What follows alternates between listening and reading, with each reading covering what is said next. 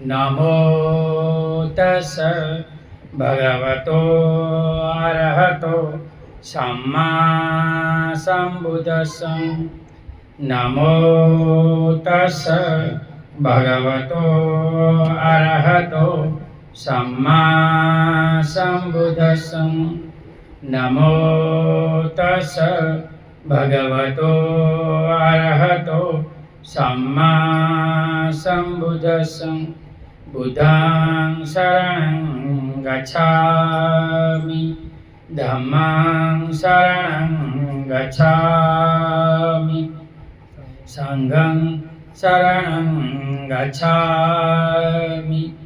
द्वितीयंपि तृतीयंपि बुद्धं शरणं गच्छामि, धम्मं शरणं गच्छामि, संघं शरणं गच्छामि।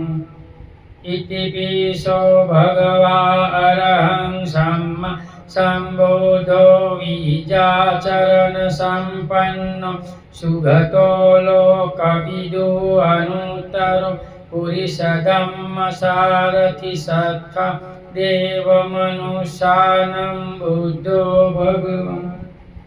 स्वाखातो भगवता धम्मो सन्दिठिको अकालिको एहि पश्यिको औपनायिको पाच्छतां वेदितवो व्युतुम्। सुपटिपन्नो भगवतो सावकसङ्घो उजुपटिपन्नो भगवतो सावकसङ्घो न्यायपटिपन्नो भगवतो सावकसङ्घो। यदिदं चत्वारि पुरुषयुगानि अठ पुरुषपूगला एष भगवतो सावकसङ्घो। आहुणेयो पाहुणेयो दक्षिणेयो अंजलिकरणीयो अनुत्तरं पुयंखेतं लोकसाथि। साधु साधु साधु। वर्षावास में अमर बोध विहार सुरेंद्रनगर गुजरात से भिक्षु पथिक श्रेष्ठी बुद्धिसत्व डॉक्टर भीमराव आंबेडकर लिखित ग्रंथ भगवान बुद्ध और उनका धम्म पढ़ रहे हैं। भाग 8वां, पतितों तथा अपराधियों की धम्म दीक्षा। पहला, एक आवारे की धम्म दीक्षा। दूसरा, डाकू अंगूरी माल की धम्म दीक्षा। तीसरा, दूसरे अपराधियों की धम्म दीक्षा। और चौथी, धम्म दीक्षा में जोखिम। 8वां भाग, पतितों तथा अपराधियों की धम्म दीक्षा। एक आवारे की धम्म दीक्षा। उस समय भगवान राजगृह में एक अत्यंत असहनीय आदमी रहता था, जो न अपने माता पिता की आदर करता था न दूसरे बड़े बूढ़ों का। जब भी उसे कोई पाप कर्म हो जाता तो वह सूर्य चंद्रमा तथा अग्नि देवता की ही पूजा किया करता था, ताकि उसे पुण्य लाभ हो और वह अपने में मस्त रहे।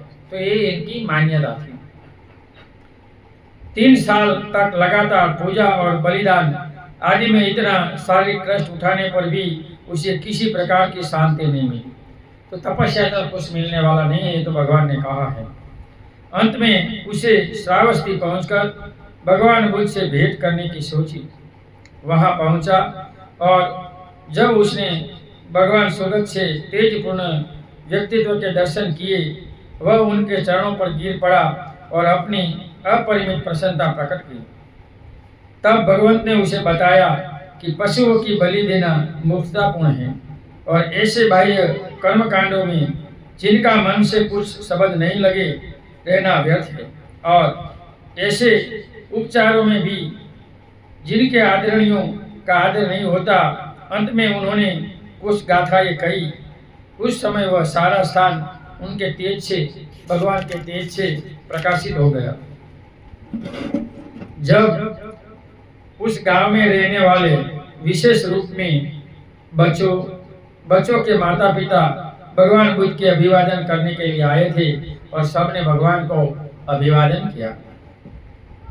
बच्चों के माता पिता को देखकर उन्होंने अपने बच्चों के बारे में जो कुछ बताया उसे सुनकर भगवान बुद्ध मुस्कुराए और ये गाथाएं कही।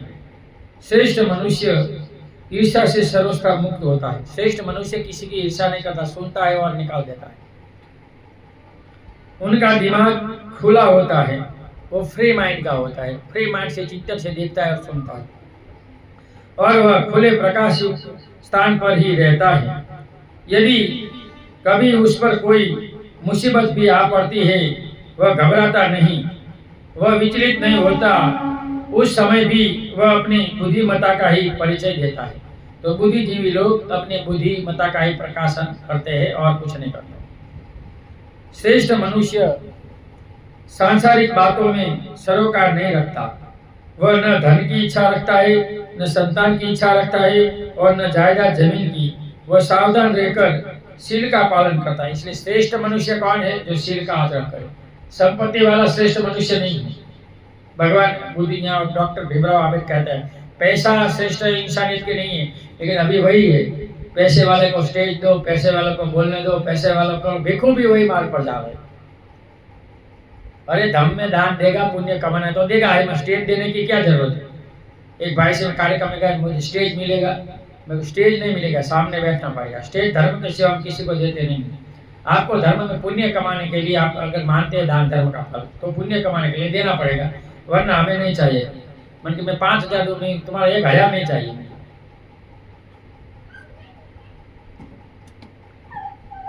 वह प्रज्ञा के पथ पर चलता है और विचित्र सिद्धांत, धन संपत्ति या गौरव का अनुसरण नहीं करता। तो शीलवान लोग कभी धन संपत्ति के पीछे नहीं दौड़ते। श्रेष्ठ मनुष्य अनित्यता के रूप को भली प्रकार समझकर और यह जानकर कि यह संसार बालों में जमे वृक्ष के समान है। रेत में जो वृक्ष होता है ज्यादा टिकता नहीं, जगत में ऐसा ही है। अपने अस्थिर चित्त मित्र को स्थिरता के पथ पर और अपने अपवित्रशील मित्र को पवित्रता के पथ पर लाने पर पूरा प्रयास करना चाहिए। इसलिए भगवान बुद्ध और बाबा साहब डॉक्टर भीमराव अम्बेडकर ने भी कहा है कि उपोषण का मार्ग पवित्रता का मार्ग है। इस दिन तुम उपोषण करते हो तो चित्त पवित्र रहेगा, शील का आचरण करेगा, चित्त पवित्र रहेगा। भोजन एक बार छोड़ेगा तो तन पवित्र रहेगा। एक दिन तुम दान करोगे तो लोग चला जाएगा, इतनी पवित्रता मिलेगी। राग देश मोह की पवित्रता मिलती है शील पालन से। इसलिए हर बहुत उपासक उपासिकाओं और शील 10 शील उपसत रहना चाहिए। अगर 8 शील उपसत आप रहते हैं तो पहला या लास्ट में उपसत को कोई भिक्षु को बुलाकर भोजन दान देकर ही उत्सव को सेलिब्रेशन करना चाहिए। तो तुम ये करोगे तो धीरे धीरे परंपरा आगे बढ़ी, हर लोग ये करेंगे। ये सनातन धर्म में शिव का दूसरे देवी देवता का उपोषण करते तो उत्सव करते हैं ना, लास्ट में पूरा करते हैं। ये बुद्ध में भी है, वर्षावास उपोषण 8 होते। दूसरा हेमंत, ग्रीष्म और वर्षा, 3 ऋतु का 16 उपोषण है। पहला हेमंत का तो कार्तिक मार्गशीर पौष माह महीना के लास्ट जो आती है ये, या प्रथम उत्सव कर भिक्षु को बुलाकर शुरू करो का खत्म करो। सही बात है ना? फाल्गुन, चैत्र, वैशाख और जेठ पहले या दूसरे इसमें बुलाओ। आषाढ़, सावन, भाद्रव, आषाढ़ पहले या लास्ट में भिक्षु को बुलाओ और इनका सेलिब्रेशन करो उत्सव का। और इसके बाद उपोषण शुरू करो या समाप्त करो। भोजन दान दो, थोड़ी सी देशना रखो, स्टोरी पढ़ाओ। तो आपके घर में भिक्षु का आने से धर्म का आदर सत्कार गौरव बढ़ेगा, आपका ध्यान बढ़ेगा, धर्म सुनने से 5 फायदा मिलेगा। तो ये करना चाहिए बोधों को, क्योंकि अभी तो इतने विद्वान भिक्षु नहीं, इतने अच्छे बोध लिया नहीं है। मैं श्रीलंका, थाईलैंड, ब्रह्मदेश 3 देशों में गया हूँ वर्षावास करने।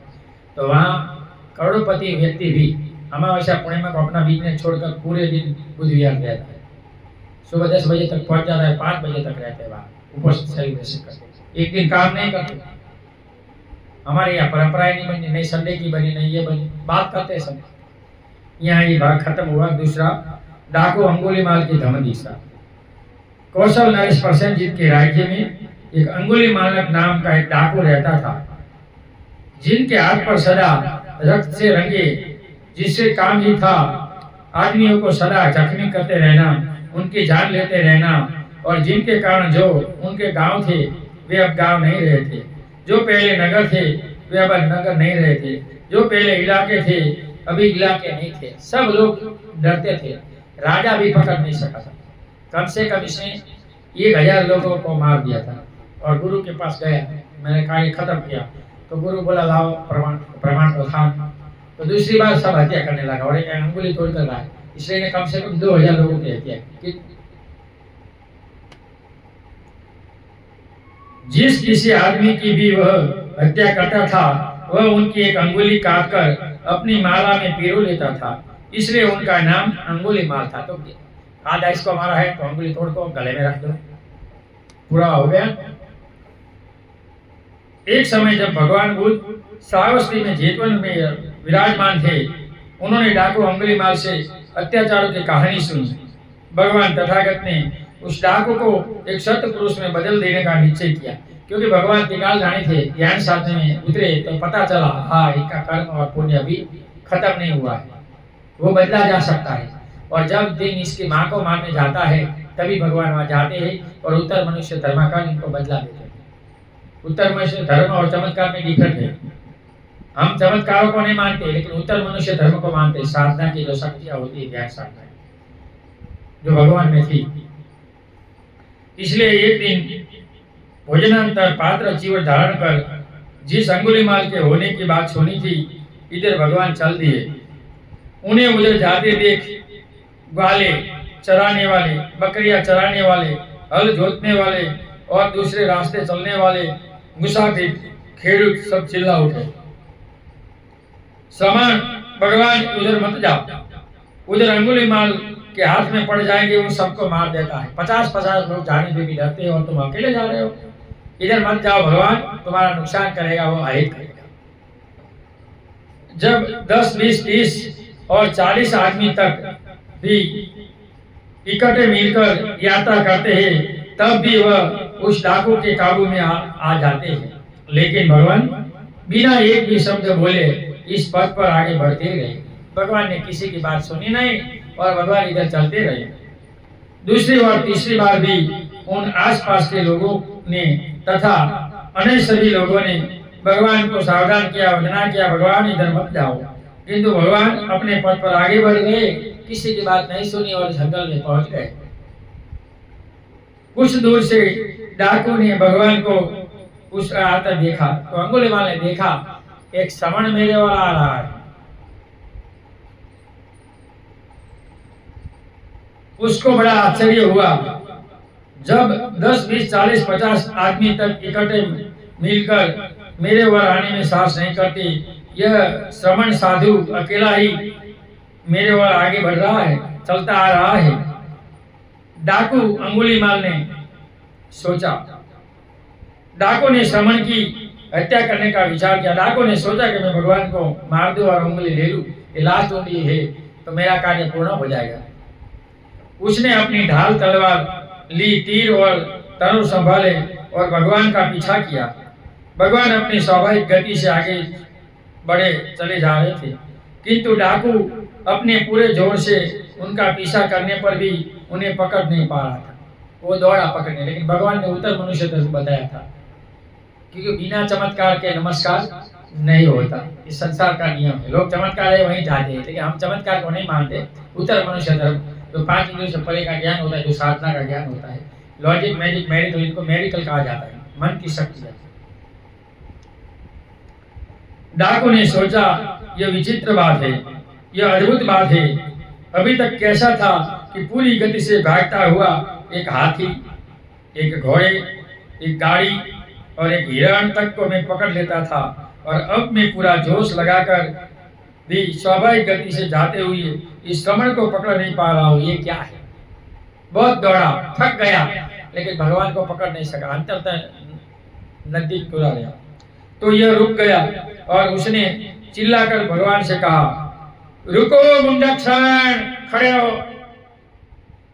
जब दोनों मिले, भगवान तथागत ने कहा, अंगुलीमाल, मैं तो रुका हुआ हूँ, क्या अब तू भी पाप कर्म से रुकेगा? मैं इसलिए यहाँ तक आया हूँ कि तू भी सतपथ धर्म पथ का अनुगामी बन जाए, और तेरे अंदर का कुशल अभी भी मरा नहीं है। यदि तू इसे केवल एक अवसर देगा तो ये तुम्हारी काया पलट कर देगा और तू भी मैं जैसा हो जाएगा। भगवान की बात सुनकर इसका चिंतन किया। अंगुलीमाल पर भगवान बुद्ध के वचनामृत का प्रभाव पड़ा। बोला, आखिर इस मुनि ने मुझे जीत लिया, और जब वह आपकी दिव्य वाणी को मुझे हमेशा के लिए पाप विरत होने को कह रही है, तो मैं इन अनुशासन को स्वीकार करने के लिए तैयार हूं। भगवान को खड़े रहते पूछता है, आप बोले थे मैं तो रुका हूं, तो कैसे रुके? तो भगवान कहते मैं पाप से रुका हूं। अंगुलीमाल तो पाप से नहीं रुका। तब भगवान एक पेड़ की डाली तोड़ते हैं, एक पेड़ की डाली तोड़ा, लाओ मेरे पास, लाया, लो चिपका दो। ये कैसे चिपके? लाओ मेरे पास, ले।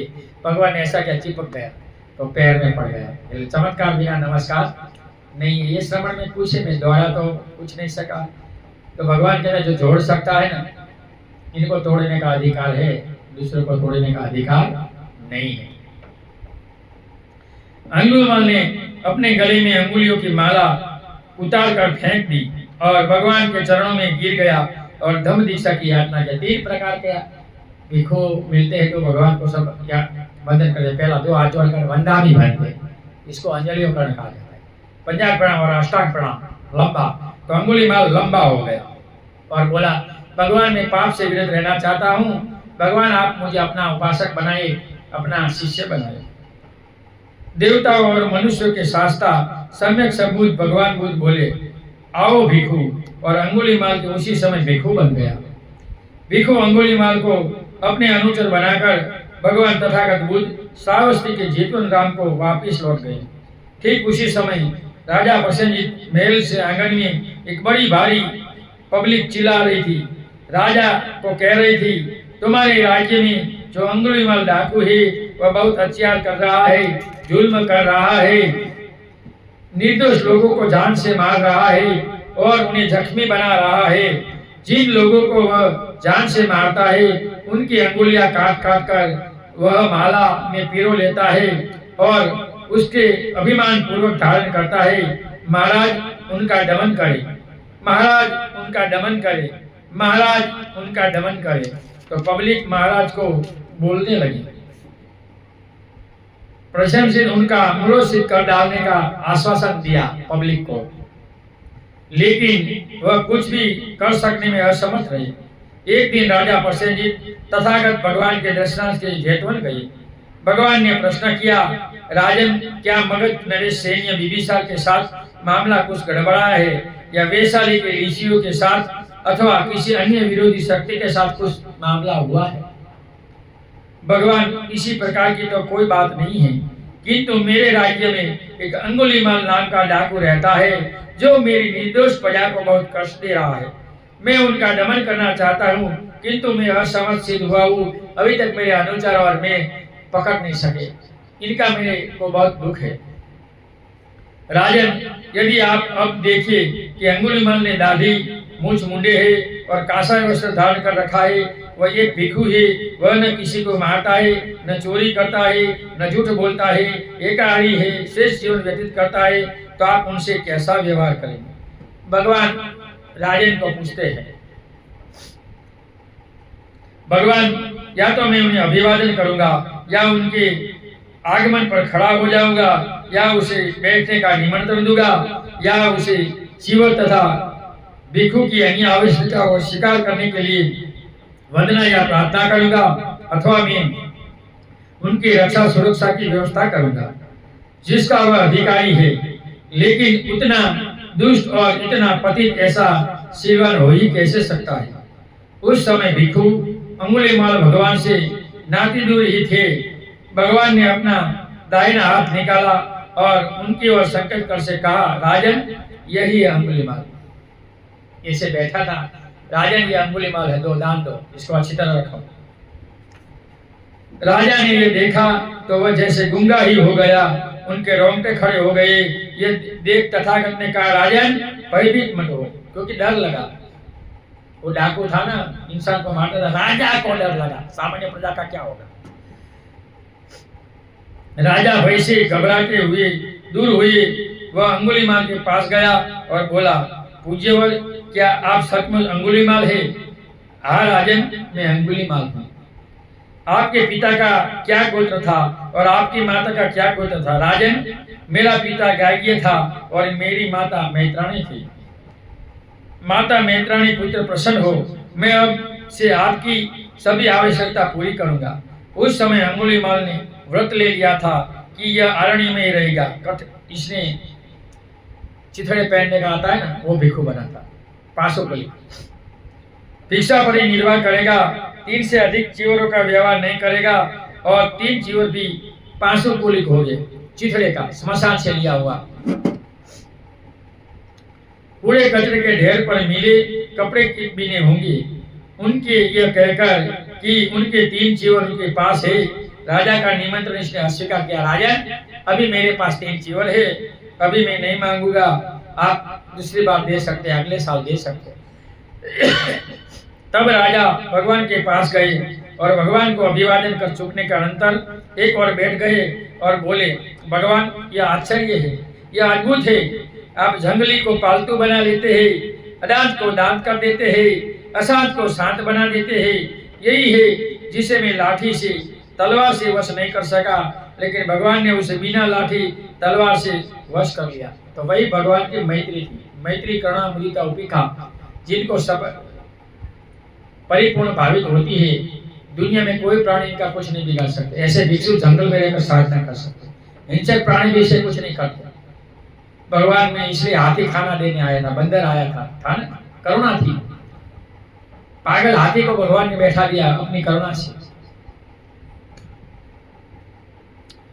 भगवान, अब मैं आपसे विदा मांगता हूँ, मुझे बहुत से कार्य है, आप जिसका समय समझे।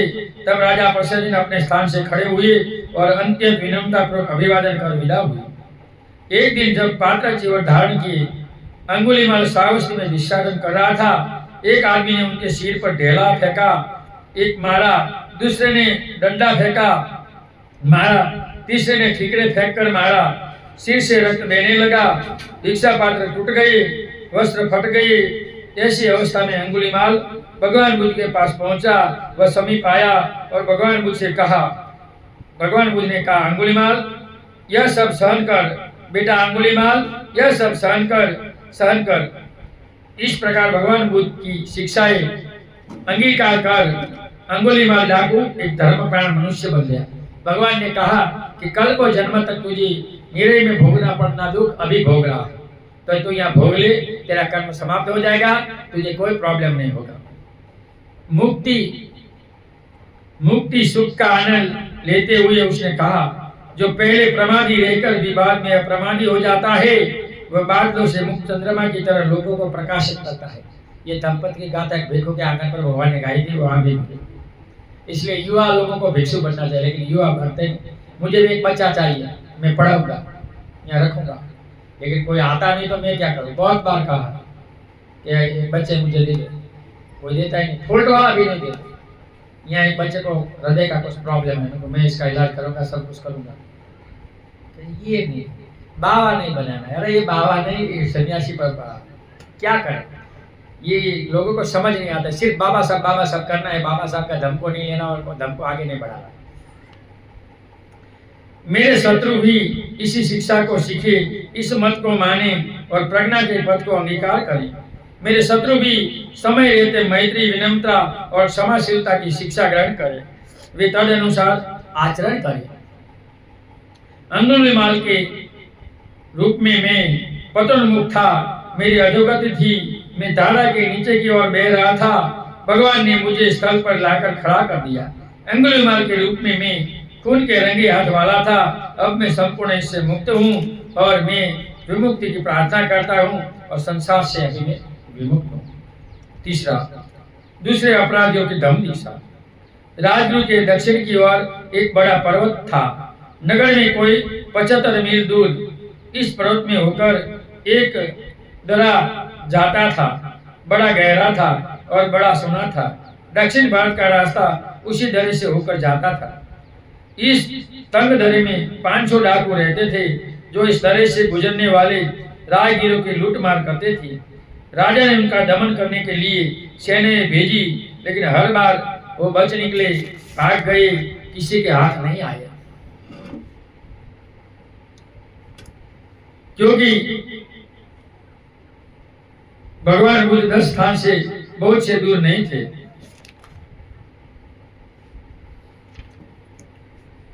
इसलिए उन्होंने उन लोगों की स्थिति पर विचार किया।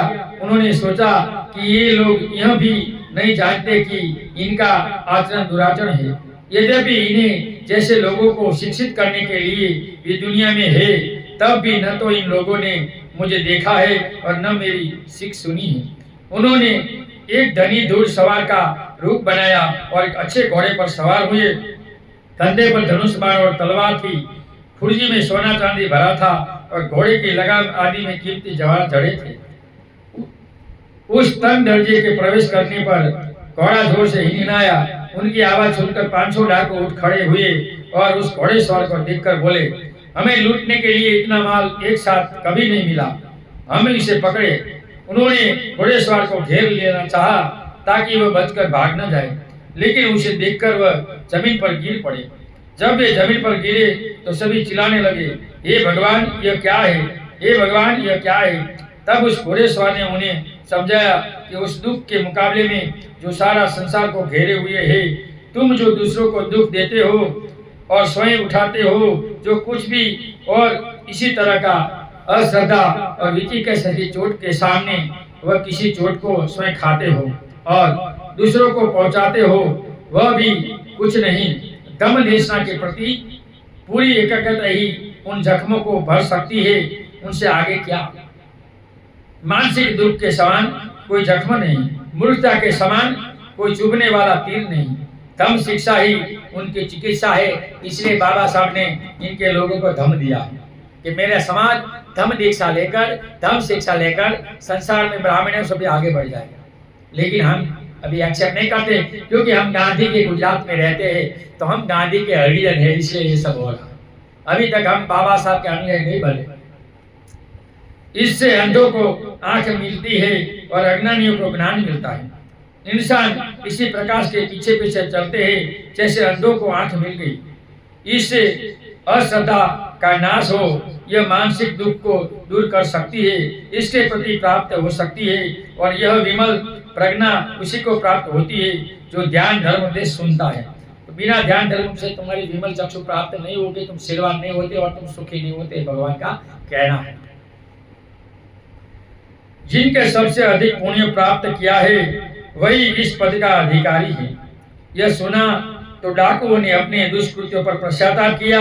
उसने शरीर में जो तीर लगे थे वे अपने आप निकल आए और उनके जख्म भर गए। तब वो सावक बन गए और शांति प्राप्त हो गई। तो वहीं भी भगवान ने उत्तर मनुष्य धर्म किया। देखा ना, बहुत बोलते बुद्ध ने चमत्कार नहीं किया, चमत्कार को नहीं मानते, उत्तर मनुष्य धर्म हम बोलते हैं। 5 लोग को 5 इंद्रियों से परे का ज्ञान कहा जाता है, इससे उत्तर मनुष्य धर्म ही बोलना है, चमत्कार नहीं बोलना। चौथा, धम्म दीक्षा में जोखिम। पुराने समय में भगवान बुद्ध राजगुरु के कोई कोनों 200 मील की दूरी पर पर्वतों से भरे एक प्रदेश में रहते थे, विहार करते थे। इन पर्वतों में कोई 22 आदमियों का एक गिरोह रहता था जो जानवर को मारकर अपने मांस से ही उनका काम चलाता था। भगवान बुद्ध वहां पहुंचे और जिस समय पुरुष बाल शिकार खेलने गए हुए थे, उनके अनुस्मृति में उनकी स्त्रियों को धम्म दीक्षित कर देते थे। तदंतर वे कहते थे, जो दयावान है वह किसी के प्राणी की हत्या नहीं करता, वह प्राणियों के जीवन को सुरक्षित रखता है। धम्म अमर है, जो धम्मानुसार आचरण करता है वह किसी आपत्ति का सामना नहीं करना पड़ता। विनम्रता, सांसारिक भोगों के प्रति उपेक्षा, किसी को कष्ट न पहुंचाना, किसी को क्रोधित नहीं करना, यह ब्रह्मलोकवासियों का लक्षण है। जो ये धर्म का आचरण करता है वो मृत्यु के पास, भगवान कहते हैं, वो ब्रह्मलोक में जाता है।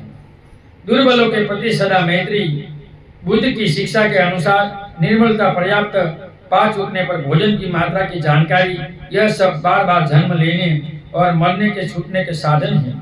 इन बुद्ध वचनों को सुनकर स्त्रियां अपने घर वालों के अनुसरण में भगवान बुद्ध के धम्म में दीक्षित हो गई। जब उनके पुरुष लौटे तो वे बुद्ध को मार ही डालना चाहते थे, किंतु उनकी स्त्रियों ने रोक लिया।